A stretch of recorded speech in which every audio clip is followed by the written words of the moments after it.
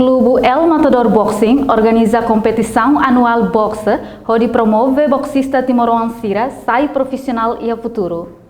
Competição boxe ne halau iha campus secretário Estado Juventude no Desporto CZD Dili. Competição boxe tinane participa husi boxista 950 inclui boxista feto 9 hat, mai husi clube Sanol Racing Ida inclui asalaino boxing husi município Lote. Competição ne hetang suporta husi CZD, FBA TLI, Timor Plaza, Timor Gap, Timor Telecom, Timor Leste Discute, Casa Grande no Restaurante Padang Babonaro. Vice-presidente Timor-Leste José da Conceição Hateteng, liu si jogo boxe ne mobiliza grupo Kikoan boxista Sira, onde desenvolve talento.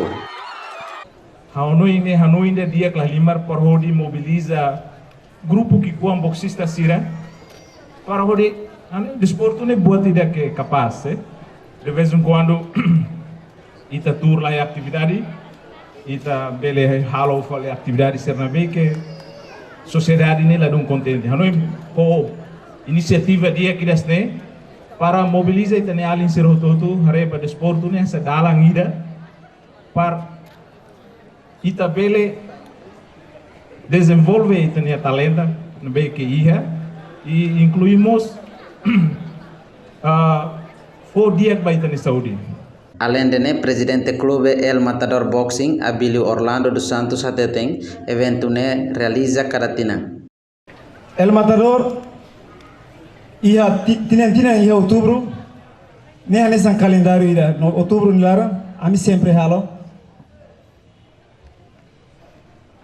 evento que cansa ne ane ane calendário que, mas ia desafios para a minha reta, mas bem ela significa a minha tu, hala com a minha espírito, a minha coco, buca,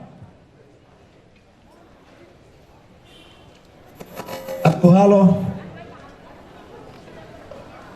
a minha evento na fati.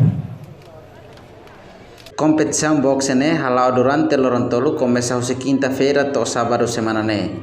Reportagem Freddy Nascimento, Antoninus Malai, Televisão Timor Post.